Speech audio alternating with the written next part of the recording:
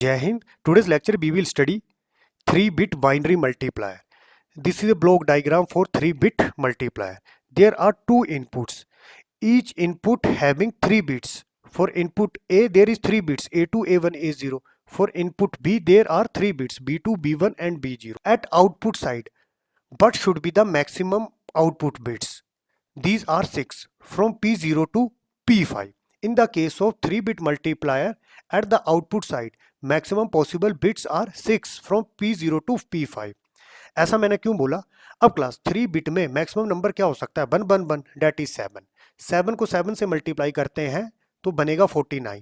अगर 49 को बाइनरी में लिखते हैं तो इसको हम 6 बिट से रिप्रेजेंट करते हैं.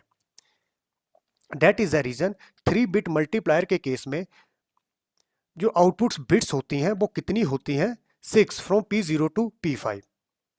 अब बच्चों इसका कंसेप्ट देखते हैं. हमारे पास है 3 bits A2, A1, A0, B2, B1, B0. तो मल्टीप्लिकेशन में क्या होगा? पहले B0 से इन तीनों को मल्टीप्लाई करेंगे और मैंने यहां पर लिख लिया है. This is A0, B0, this is B0, A1. और जब B0 को A2 के साथ मल्टीप्लाई करेंगे A2, B0. आगे लगाते हैं क्रॉस. अब इस B1 के साथ A0 को मल्टीप्लाई करेंगे, date is A0, B1. B1 A1 के साथ मल्टीप्लाई करेंगे A1, B1. B1 को A2 के साथ करेंगे A2, B1. आगे 2 क्रॉस लगाएंगे. B2 को A0 के साथ मल्टीप्लाई करेंगे A0, B2. A को पहले लिखना है, आपने बस ये ध्यान रखना है. B2 को A1 के साथ मल्टीप्लाई करेंगे A1, B2. अब B2 को A2 के साथ करेंगे A2, B2. अब बच्चों अब यहां पर करेंगे एडिशन. तो पहले ये टर्म लिखी, ये जो वैल्यू है, ये जो टर्म है ए बी की जो टर्म है, इनकी वैल्यू क्या होगी? 1 या 0 होगी. बेसिकली बाइनरी की वैल्यू क्या होती है? 1 0. तो यहाँ पर जो टर्म है, फॉर एग्जांपल 1 इंटू 1 होगा तो 1 होगा, 1 इंटू 0 होगा तो 0 होगा. तो ये जितनी भी टर्म है इनकी वैल्यू 1 होगी या 0 होगी. ये जो टर्म है, इस सम टर्म को मैं आउटपुट P0 से रिप्रेजेंट करूंगा. ये जो P टर्म है, these are the product term. इसी तरह से बच्चों जब इन दोनों को ऐड करेंगे तो एक सम टर्म मिलेगी. सम टर्म को P1 से रिप्रेजेंट की और साथ में कैरी जनरेट होगा जो नेक्स्ट स्टेप में यूज होगा. और कैरी क्या है? यहाँ पर C1. अब इन सभी को ऐड करेंगे तो जो सम टर्म है उसको P2 से रिप्रेजेंट किया. जो कैरी है, कैरी क्या होगा? C2. यहां पर यूज करेंगे. इसी तरह से इनको ऐड करेंगे, एक सम टर्म निकलेगी, दिस इज P3 और साथ में कैरी. कैरी क्या जनरेट होगी? C3. जैसे इन दोनों को ऐड करेंगे, अगेन सम टर्म निकलेगी P4 और साथ में कैरी जनरेट होगा. कैरी की वैल्यू 0 हो सकती है या फिर 1. और ये जो कैरी होगा C4. अब यही कैरी C4 यहां पर as a sum term P5 operate करेगा. अब बच्चों ये जो मल्टीप्लिकेशन का कंसेप्ट है, अब इसको हार्डवेयर से इंप्लीमेंट करेंगे. डिजिटल इलेक्ट्रॉनिक्स में जो एडिशन होती है वो दो डिवाइस के थ्रू होती है. एक होता है हाफ एडर, दूसरा होता है फुल एडर. हाफ एडर कब यूज होता है? जब इनपुट्स 2 होते हैं तो उस केस में एक टर्म मिलती है सम, दूसरी मिलती है कैरी. इसी तरह से फुल एडर कब यूज करते हैं? जब इनपुट्स 3 होती हैं. अगेन फुल एडर के केस में भी सम और कैरी मिलता है. तो हाफ एडर कब यूज करेंगे? जब इनपुट्स 2 होंगी. और फुल एडर यूज करेंगे जब इनपुट्स 3 होंगी. अब बच्चों ये जो सर्किट है ऑलरेडी मैं यहां पर इंप्लीमेंट कर चुका हूं, बस मैंने अब इसको एक्सप्लेन करना है. फॉर एग्जांपल यहां पर मिला P0 जो फर्स्ट सम टर्म थी. ये क्या था? A0, B0. ये जो रेड लाइन है ये B0 इनपुट को बताएगी और ये सारी की सारी रेड लाइन है, this is A B1 input. ये जो लास्ट में रेड लाइन है, दिस इज B2 इनपुट. अब बच्चों इनिशियली क्या चाहिए? A0, B0. तो एंड ऑपरेशन होगा. तो यहां पर मैंने एंड गेट यूज किया है, this is A0, this is B0. Output क्या मिलेगी? A0, B0. अब यही term as a P0 bit operate करेगी. तो दिस इज ए P0 जो हमें आउटपुट में बिट मिलेगी. अब बच्चों नेक्स्ट स्टेप में क्या होगा? इन 2 इनपुट्स को ऐड करना है. तो यहां पर 2 इनपुट्स हैं तो हम क्या यूज करेंगे? हम यूज करेंगे हाफ एडर. तो पहले A1 और B0 को देखते हैं. तो बच्चों यहां पर एंड गेट यूज किया, this is A1 and this is B0. तो फर्स्ट इनपुट हाफ एडर की हुई A1, B0. सेकंड इनपुट है A0, B1. अगेन यहां पर एंड गेट यूज किया, ये सारी की सारी रेड लाइन बताएगी B1. तो दिस इज B1. तो यहां पर जो आउटपुट होगी वो क्या होगी? A0, B1। अब ये टू इनपुट्स हैं, इसको कहां पर यूज किया? हाफ एडर में। हाफ एडर में क्या करेंगे? एडिशन। अब ये जो एडिशन है वो हाफ एडर के थ्रू होगी। अब बच्चों जैसे यहां पर हाफ एडर में ये दो इनपुट्स डाली तो एक टर्म निकलेगी सम, और ये जो सम टर्म है उसको हम एज ए P1 रिप्रेजेंट करेंगे। तो ये जो ऐसे टर्म है इसको हमने एज ए P1 रिप्रेजेंट किया। ये P क्या है? Product term. और यहां पर जो कैरी जनरेट होगा उसको हम नेक्स्ट स्टेप में यूज करेंगे। यहां पर मैंने लिखा कैरी, ये जो कैरी, मैं इस कैरी की बात कर रहा हूं। अब बच्चों इस स्टेप में देखते हैं, यहां पर है तीन इनपुट्स। एट ए टाइम मैं हाफ एडर या फुल एडर यूज कर सकता हूं। मुझे इन सभी को ऐड करना है, इन सभी को मैं इकट्ठा ऐड नहीं कर सकता। या मैं हाफ एडर यूज करूंगा या फिर फुल एडर। अगर 3 इनपुट्स है तो फुल एडर, और 2 इनपुट्स है तो हाफ एडर। तो इन 3 इनपुट्स के लिए 3 इनपुट्स कौन सी? दिस वन, और जो प्रीवियस स्टेप में कैरी जनरेट हुआ था उसके लिए मैं यूज करूंगा फुल एडर। तो इस एंड गेट की आउटपुट क्या है? A2 B0, date is this one A2 B0। इसको अप्लाई किस में करेंगे? Full adder. This is first input. इसी तरह से सेकंड इनपुट क्या है? A1 B1। तो this is A1, this is B1, and operation हुआ, this is A1 and B1। और जो थर्ड इनपुट है वो है कैरी। वो कैरी कैसे जनरेट हुआ था? ये जो प्रीवियस हाफ एडर हमने यूज किया था, यहां पर जो कैरी था, तो इस कैरी को हमने यहां पर यूज किया। तो इस फुल एडर की 3 इनपुट्स हैं, this one and this one. अब बच्चों फुल एडर में अप्लाई करेंगे। अगेन फुल एडर की 2 टर्म यहां से निकलेंगी। एक निकलेगी सम, मैंने इसको बोल दिया एज ए सम, और सेकंड टर्म होगी कैरी। अब ये जो कैरी है इसको मैं आगे यहां पर ट्रांसफर कर दूंगा, इसको हम नेक्स्ट स्टेप में यूज करेंगे। अब बच्चों यहां से एक था सम, एक था कैरी। अब ये जो सम है, इस सम को मैं इस इनपुट के साथ यूज करूंगा। तो देयर आर 2 इनपुट्स, तो यहां पर क्या यूज करेंगे? Half adder. तो आप देख सकते हो दिस इज ए सम, यहां पर यूज किया हाफ एडर। ये सम डेट इज दिस वन, और ये जो अगला एंड गेट है ये इसके लिए है A0 B2। तो दिस इज A0, और ये पूरी की पूरी रेड लाइन है, ये क्या है? B2। तो यहां पर आउटपुट क्या होगी? A0 B2 बच्चों। इन दोनों को अब ऐड करना है। अब अगेन यहां पर क्या यूज करेंगे? Half adder. 2 इनपुट्स हैं।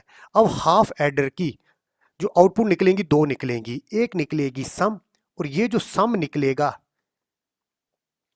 इस सम को एज ए हम P2 यूज करेंगे। तो ये जो सम है इसको कैसे यूज करना है? As a P2। अगली हाफ एडर की आउटपुट क्या होगी? कैरी। और ये जो कैरी है इसको नेक्स्ट स्टेप के लिए ट्रांसफर कर देंगे। ये कैरी क्यों निकली? इस हाफ एडर के थ्रू। अब बच्चों यहां पर 2 कैरी मैंने ट्रांसफर की। क्या मैं ऐसे कर सकता हूं? बच्चों अगर सिंपल मैं डेसिमल में नंबर लेता हूं, मैं 4 डिजिट्स ले रहा हूं 8577। अगर मैं इनका एडिशन करता हूं एट ए टाइम, इकट्ठा इनको मैं ऐड कर देता हूं तो क्या आएगा? 27। 7 एज ए सम, और ये 2 है एज ए कैरी। अगर यहां पर और डिजिट दी होती तो इस 2 ने नेक्स्ट स्टेप में यूज होना था। अब बच्चों अब मैं क्या कंडीशन करता हूं? एट ए टाइम केवल 2 ही डिजिट्स को मैं ऐड कर सकता हूं। क्या ऐसा मैं करता हूं तो क्या सेम आउटपुट मिलेगी? 8 + 5 क्या हुआ? 13। 2 ही डिजिट्स ऐड कर सकता हूं। 3 एज ए सम, ये जो 1 है इसको मैंने यहां ट्रांसफर कर दिया नेक्स्ट स्टेप के लिए। अब 3 सम है, 7 के साथ ऐड करते हैं। 7 + 3 10। अगेन 0 एज ए सम, और ये जो 1 है इसको ट्रांसफर कर दिया नेक्स्ट स्टेप में एज ए कैरी। अब यहां पर ये है 0। एट ए टाइम 2 ही डिजिट ऐड कर सकते हैं। 0 + 7 7। तो this is a sum term. और कैरी क्या जनरेट हुए थे? 1 + 1 2। ये दोनों सेम है। तो सेम यहां पर क्या कर रहे हैं? कैरी को हम ट्रांसफर कर रहे हैं। अब कैरी को क्यों ट्रांसफर कर सकते हैं? एट ए टाइम मैं सारी इनपुट्स ऐड नहीं कर सकता। हाफ एडर के केस में 2 इनपुट्स ऐड कर सकते हैं, और फुल एडर के केस में 3 इनपुट्स ऐड कर सकते हैं। अब बच्चों अगले स्टेप में एडिशन देखते हैं। तो दिस इज ए कैरी। ये कैरी क्यों जनरेट हुआ था? इन 3 को जब ऐड किया था, डेट इज दिस वन। तो एक है कैरी और दूसरी इनपुट है दिस वन A2 B1। पहले इन 2 को ऐड करेंगे। दो इनपुट्स हैं तो कैसे ऐड कर सकते हैं बच्चों, हाफ एडर यूज करेंगे। तो this is half adder. Full adder, एक ये इनपुट है कैरी जो इस फुल एडर के थ्रू जनरेट हुई थी। फुल एडर कब यूज किया था, जब इन पिछले स्टेप में इन तीनों को ऐड किया था। अगेन सेकंड है A2B1, तो A2B1 कैसे मिलेगा, यहां पर एंड गेट यूज किया, this is A2 and this is B1, तो आउटपुट क्या मिलेगी A2B1। अगेन हाफ एडर में अप्लाई करेंगे। अब यहां पर हाफ एडर में अप्लाई किया तो अगेन एक कैरी जनरेट होगा, इसको कैरी को यहां पर ट्रांसफर कर दिया। और दूसरा क्या होगा यहां पर जनरेट, सम। बच्चों इसको मैं यहां पर लिख रहा हूं सम, तो दिस इज सिंपली सम।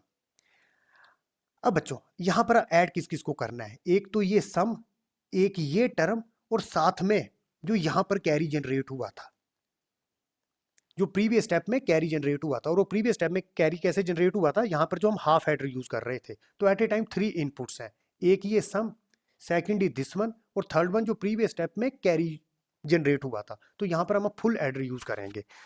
तो बच्चों यहां देखो, यहां पर फुल एडर यूज किया।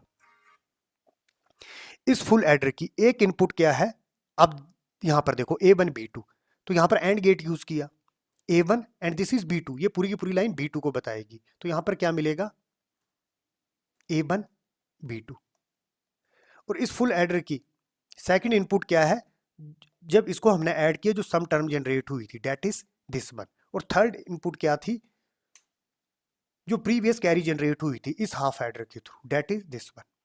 अब इस फुल एडर की 3 इनपुट्स होगी, तो आउटपुट क्या मिलेगी, एक मिलेगी सम, उस सम को एज ए P3 मैंने रिप्रेजेंट किया है।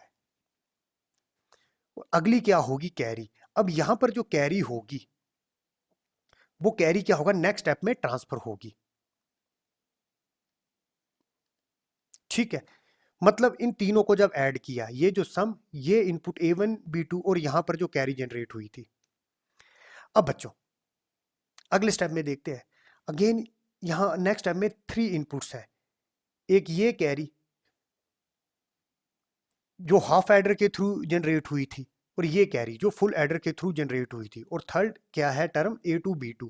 तो आप देख सकते हो 3 इनपुट्स हैं, अगेन फुल एडर यूज कर रहे हैं, दिस इज A2B2, तो यहाँ पर एंड गेट यूज किया, ये पूरी की पूरी B2 है, यहाँ पर A2 अप्लाई करते हैं, तो इसकी आउटपुट क्या है A2B2, that is this one. Again this is full adder, यहाँ पर 2 कैरी यूज कर रहे हैं। तो ये कैरी कहाँ से आया, ये कैरी आया हाफ एडर की आउटपुट से, यहाँ पर जो हमने हाफ एडर यूज किया था। और सेकंड कैरी कहाँ से आया, जो यहाँ पर हमने फुल एडर यूज किया था, दैट इज दिस वन। इस फुल एडर की ये जो कैरी जनरेट हुआ था, तो इस फुल एडर की 3 इनपुट्स हैं। अब बच्चों अगेन यहाँ पर क्या जनरेट होगा, जैसे इन तीनों को ऐड करेंगे थ्रू फुल एडर, एक निकलेगी सम टर्म जिसको P4 से रिप्रेजेंट किया, और जो अगला क्या होगा वो होगा कैरी, और इस कैरी की वैल्यू 0 हो सकती है या 1। तो अगेन अब यही carry as a P5 operate करेगा। तो अगेन इस फुल एडर की 2 आउटपुट्स है, एक सम जिसको P4 रिप्रेजेंट किया, और एक है कैरी जिसको एज ए यहाँ पर P5 रिप्रेजेंट किया। तो class this is a complete circuit for 3 bit multiplier. अब बच्चों यहाँ पर हमने हाफ एडर, फुल एडर और एंड गेट यूज किए। कितने half adder, and gate and full adder use करने हैं उसका मैं जर्नलाइज एक्सप्रेशन लिख रहा हूं फॉर n बिट मल्टीप्लायर। यहां पर जो हमने यूज किया वो 3 बिट मल्टीप्लायर था, n की वैल्यू क्या थी 3। जो एंड गेट चाहिए होता है वो चाहिए होता है n स्क्वायर, हाफ एडर चाहिए होता है इज इक्वल टू n, और जो फुल एडर चाहिए होता है वो चाहिए होता है n इंटू n माइनस 2। मैं इसको वेरीफाई करता हूं, this is A 3 bit multiplier, input में 3 बिट्स थी, तो एंड गेट कितने चाहिए 3 to the power 2 that is 9। तो यहां पर 9 एंड गेट यूज किए, 1 2 3 4 5 6 7 8 9। इसी तरह से हाफ एडर कितने यूज किए n, दिस ये 3 bit multiplier, that is 3 half adder use किए, 3 हाफ एडर यूज करते हैं 1 2 3। इसी तरह से फुल एडर का फार्मूला क्या होता है n इंटू n माइनस 2। तो इस क्वेश्चन में 3 बिट मल्टीप्लायर लिया था तो n की वैल्यू 3 थी, 3 माइनस 2 1 दैट इज 3। तो फुल एडर भी कितने यूज किए 3। This is first full adder, this is second, this is third. अब बच्चों अगर मुझे 4 बिट डिजाइन करना होता तो 4 बिट के केस में क्या होना था, यहां पर सर्किट और एक्स्ट्रा हो जाना था, यहां पर क्या आ जाना था B3। 4 बिट में इनपुट्स क्या होनी थी A3 A2 A1 A0, B3, B2, B1, B0। तो यहाँ पर B0 था, B1 था, B2 था, तो यहाँ पर क्या जाना था? B3। आगे अनदर लॉजिक गेट्स लगने थे, जिसके कारण क्या होना था? प्रोपेगेशन डिले इंक्रीज होना था और मल्टीप्लायर की स्पीड डिक्रीज होनी थी। जैसे इस केस में ये तीनों पैरेलल में है, तो यहाँ तो प्रोपेगेशन डिले सेम रहेगा। ये सभी पैरेलल में है, प्रोपेगेशन डिले सेम, ये भी पैरेलल में, प्रोपेगेशन डिले सेम। पर जब हम 4 बिट मल्टीप्लायर बनाते तो यहाँ पर अनदर सर्किट लगने थे, जिसके कारण प्रोपेगेशन डिले और इंक्रीज होना था। तो मैं क्या बोल सकता हूँ? 2 bit multiplier is faster as compared to 3 bit multiplier and 3 bit multiplier is faster as compared to 4 bit multiplier.